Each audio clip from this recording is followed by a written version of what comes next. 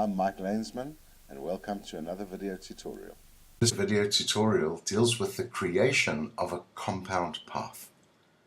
A compound path in Illustrator allows us to manipulate certain graphic elements within an image so that they are punched out.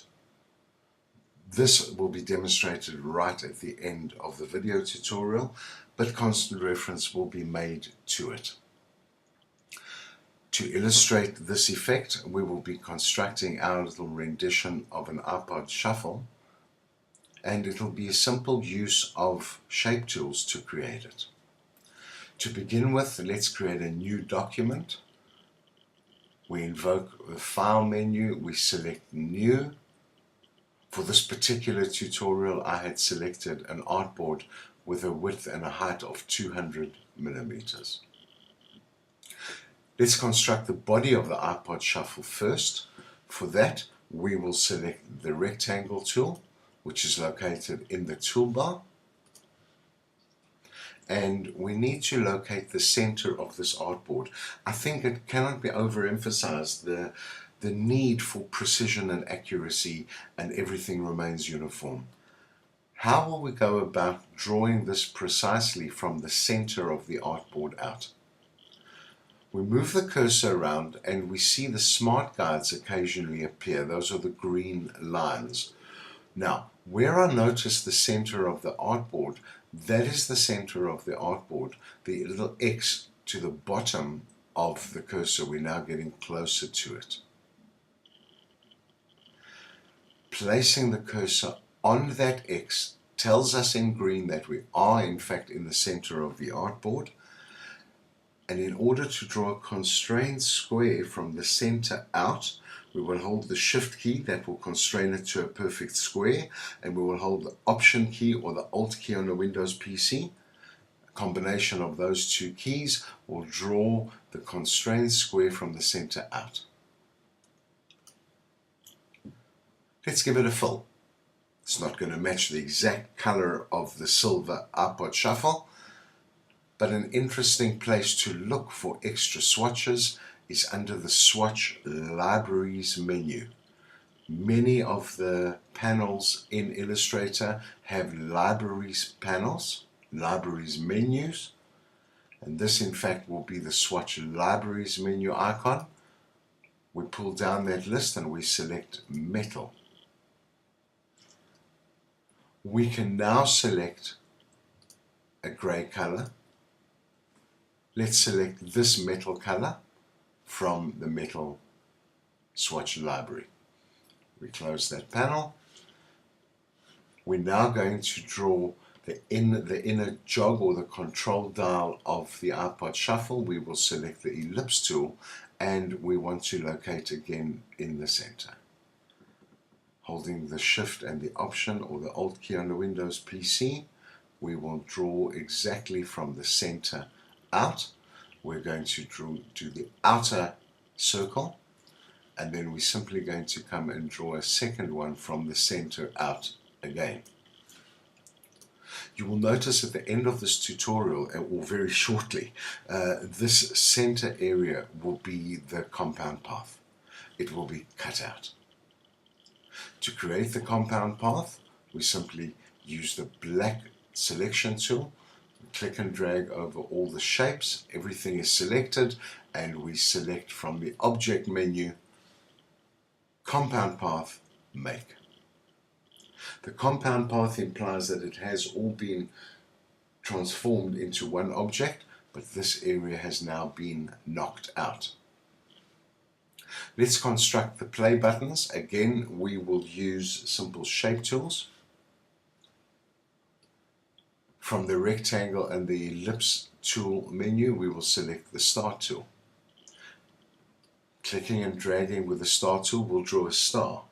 However, while I'm still holding down the mouse, I am able to use the down arrow keys to reduce the number of sides until I'm left with a perfect triangle. At this point, still holding the mouse, I will hold the Shift key and I will resize it. I let go the mouse first, then I let go the Shift key, and I will give it a fill of black. I would now like to rotate the shape. If I place the cursor on the corner, we can see that we get the straight double-headed arrow, which implies that we can resize. However, we're not going to resize at this point. We're actually going to rotate. Moving the cursor just outside of the bounds gives us the curved double-headed arrow, which means that we can rotate. Please remember to rotate while holding the Shift key so that it is constrained at 45-degree angles. We would now like to use the Smart Guides to ensure that we're exactly in the center, which we are now. And we're going to create the fast forward and the rewind buttons. Very simple process, taking the star tool again, and we will click and hold, and we will drag while holding Shift to achieve an appropriate size. I will now rotate this one holding the Shift key, and I will bring it down. Smart Guides tell me that it is lined up. I'm going to duplicate this now, holding the Option key on the Mac computer or the Alt key on the Windows computer. I simply click and drag out a duplicate. I will select both these shapes, and I would like to keep them together. Therefore, I will use Object, Group, or Command G or Control G on the Windows computer. They will now move together as they have now been placed in one group. To create the rewind buttons, I will again hold the Option or the Alt key, and I will drag a copy across, and I will now rotate again while holding the Shift key so that it constrains it to 45-degree angles.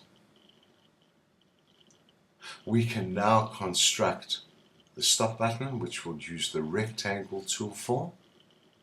Again, we confirm with the Smart Guides that we are in the center of this illustration. We will therefore hold the Option key and the Shift key to draw a stop button square out in that manner over there. And I'm now going to construct the pause buttons, which we will do from two smaller rectangles. We'll draw a rectangle in that proportion over there. Looks good, and I will Alt or Option click to drag a duplicate across. And there you have the simple construction of an iPod Shuffle using shape tools and the compound path. How do we confirm that this actually is a compound path and that this has been knocked out? Well, I've got a colored shape over here that I will bring in and place it behind, and I can now see that this has been knocked out, in fact, as we require a compound path to do. Not that we will necessarily want to use the colored background, but that is just proving the presence of a compound path. Thank you for watching, and I hope this inspires you to do many more Illustrator illustrations. Be sure to check out more video tutorials at mikelanesman.com. Thank you for watching. Bye-bye.